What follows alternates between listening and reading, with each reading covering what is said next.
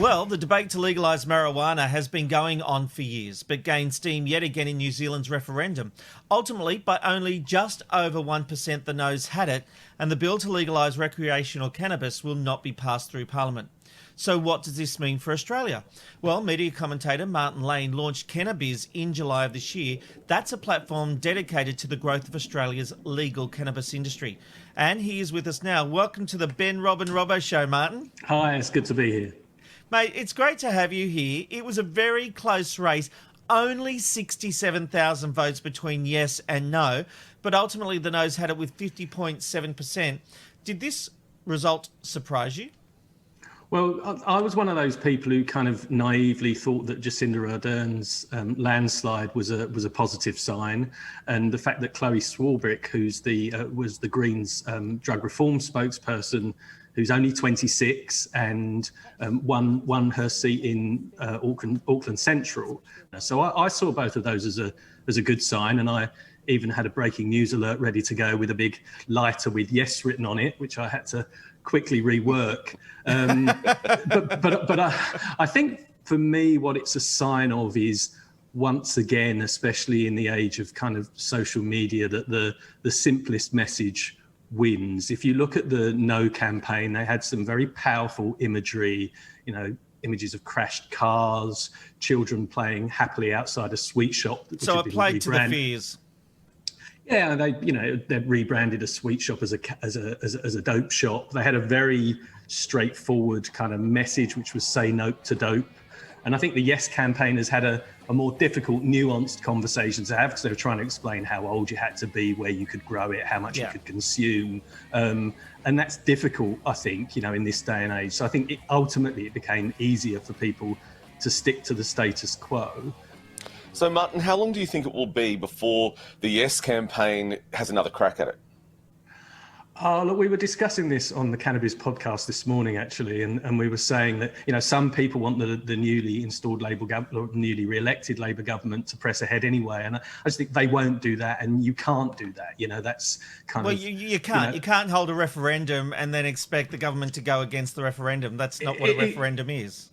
Exactly. I mean, they tried to do that with Brexit and didn't have much luck, and, Donald Trump's trying to do it now, and I don't think he's going to be much more successful either. So I think what we will see is some sort of baby steps towards liberalisation. There'll be some, the Greens may put forward some measures to Parliament. So it will be kind of that sort of thing. And also medicinal cannabis, which has been legal in New Zealand since 2017. I think that will bed down a little bit, but I don't think we'll be seeing another referendum anytime soon. How do you get Australians to get behind a campaign like this? Is it more of a fact that New Zealand is more conservative than Australia, or does it have no chance of getting up in Australia either?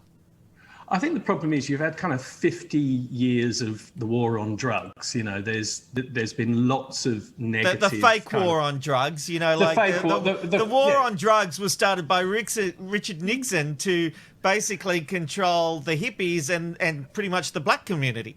Exactly. Whatever happened to him? I think that's been definitely an issue, and I think there's two arguments that I think can be made. One is that there are other legal drugs that are a lot more injurious to your health than cannabis. You think about alcohol was responsible for far more road deaths, far more instances of domestic violence. Cigarettes kill millions of people every year. They're both legal. Why is cannabis being singled out? And, I think for some of the reasons you've just described.